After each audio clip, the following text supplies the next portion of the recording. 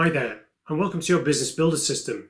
Focus of this video is primarily on team, yet it does touch on profits and profitability. It's prompted by a call I've just had with an owner whose cycle of business is a little broken, shall we say. And to explain this, I'm going to draw exactly what I drew just a moment ago. So over to my whiteboard. So there's four elements to this: the owner themselves, their team,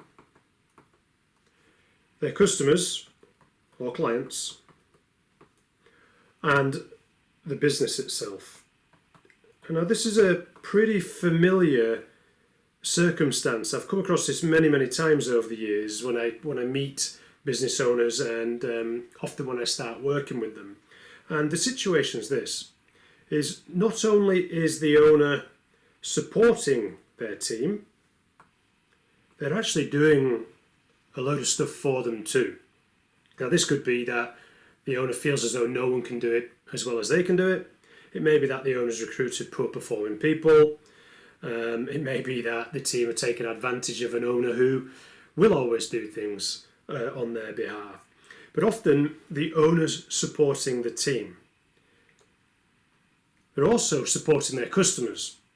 They perhaps have an intrinsic relationship with their customers because a number of their customers were with them from the very beginning. They're the people who made the first purchases, who supported the business in its infancy, who grew up with the business.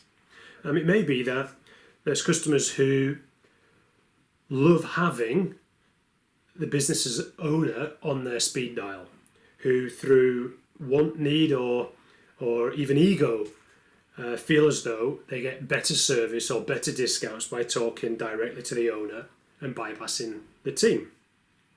It may be that the owner really enjoys that aspect of the business in servicing their customers. Yet often as the business grows and we get properly trained and properly recruited high caliber people into the business, it's often not long before the owner's ability to sell or serve their customers is somewhat less than their professional team members. And then the other one is here that the owner is often supporting the business, and they can do that in a number of ways, but the two main ones is where the owner's supporting the business rather than the other way around, is the owner's putting money back into the business to keep it going, or, and this is kind of like a stealthy one in a way that's often not realised, the owner's supporting the business by not paying themselves a fair amount of dividend. They're not paying themselves a fair reflection of their time, effort, energy,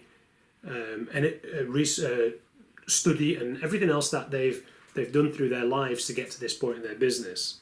So everything's coming through the owner, and this obviously has creates its challenges. So what are the early things I'll do with a business owner is to understand where they are in terms of their profitability and to start getting some profits into the business so that we can we can delete this arrow here and stop the owner supporting the business. So we'll work very quickly on that part. The one that's a little more challenging sometimes, usually because of the personal relationships between owners and customers, is to break the second line. Is to break this second line here between the owner and the customers.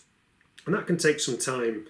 Over the years, every time I've helped an owner do that, shortly after, not too long after doing it, the owners really come back to me and said, I really benefit from that now. It's crazy how much time and energy it was taking for me to service my customers, because there's just one of me and there's many of them. It's much better now having my highly trained, highly professional team look after that.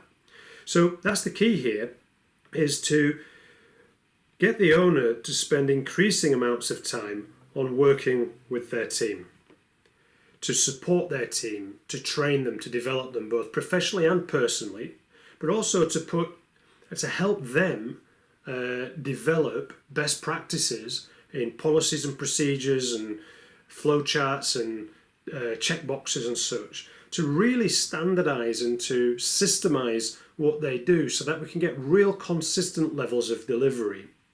Once we've got a really good team in place and the owners supporting them really well, then of course the team will start supporting the customers really well. And this is reflected by one of my two favourite Richard Branson quotes, which is, customers don't come first, your team come first.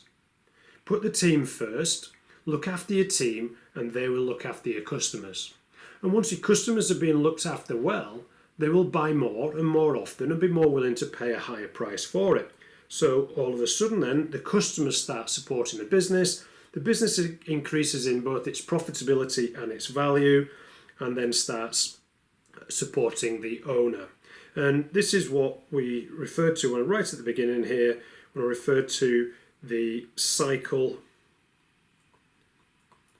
of business.